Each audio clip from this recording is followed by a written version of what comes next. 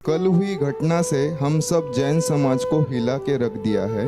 मुनि आचार्य श्री काम कुमार नंदी जी महाराज की क्रूर हत्या एक मुस्लिम और एक माली ने की है। संभवतः पुलिस ने उसे पकड़ लिया है, लेकिन कर्नाटक जैन समाज की सरकार से यह मांग है कि संपूर्ण भारत में जैन संतों के लिए सुरक्षा की व्यवस्था हमेशा के लिए की जाए, जिससे साधु और उसकी साधना सुरक्षित रह सके। जिंतूर में भी हमने सौम्य सागर महाराज जी का एक्सीडेंट देखा है, तो इससे सरकार ने कुछ करना चाहिए कि नहीं?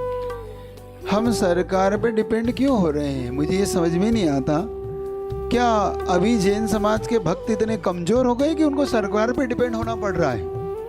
हम अब ये स्वीकार क्यों नहीं करते कि हम भक्तों की कमियां हैं? ये सब हम भक्तों में वो शायद वो अंदर का वो भाव नहीं बचा। मैं पूछता हूँ, आपने सोम सागर जी का उदाहरण दिया, जिंतूर में हुई घटना, आपको मैं बताता हूँ पूरी घटना।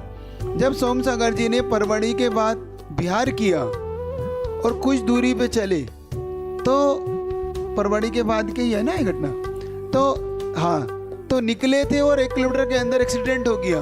उस समय उनके साथ 3 लोग थे। एक्सीडेंट होने के बाद 500 लोग थे। एक्सीडेंट होने से पहले 3 लोग थे, एक्सीडेंट होने के बाद 500 लोग थे। मैं कहता हूँ 50 लोग भी होते तो क्या एक्सीडेंट होता? हम एक्सीडेंट होने के बाद 500 इकट्ठे हो रहे हैं, लेकिन एक्सीडेंट होने से पहले 3 नहीं इकट्ठे हो रहे। तो ये कमी किसकी है? सरकार कहाँ तक डंडे लेके घूमेगी आपके पीछे? किस किस के पीछे वो अपने लोगों को लगाएगी? अगर हमारे गुरु भक्त जाग जाए, हमारे मुनि भक्त जाग जाए, श्रवण संस्कृति की रक्षा हमें अब करना होगी। ये तो बात का विषय है कि सरकार इसमें क्या अपनी मदद करेगी। तो मेरा तो सबसे पहले आप सबसे कहना है कि आप अपने गुरु के प्रति जागृत होके, मैंने एक बात आपसे पहले कही थी, धर्म के लिए हम मरने को तैयार हैं, लेकिन हम धर्म के लिए जीने को तैयार नहीं हैं। हम धर्म के लिए मरने को, एक्सीडेंट होने के बाद हम 500 लोग इकट्ठे हुए क्योंकि हमारे धर्म पे आपत्ति आई। अरे धर्म के साथ जी लेते तो ये एक्सीडेंट ही नहीं होता। मैं तुमसे बार बार कह रहा हूँ ये बात। तो आप सरकार से उम्मीदें कम लगाओ, पहला उम्मीद करो स्वयं से। पहला आप पहल करो अपनी समाज से। समाज इस पहल को स्वीकार कर लेगी तो मैं तो मानता हूँ कभी किसी की ज़रूरत नहीं पड़ेगी, बल्कि सरकार आपका उपकार मानेगी कि आपने अपने साधु की स्वयं सुरक्षा करके व्यवस्था की है।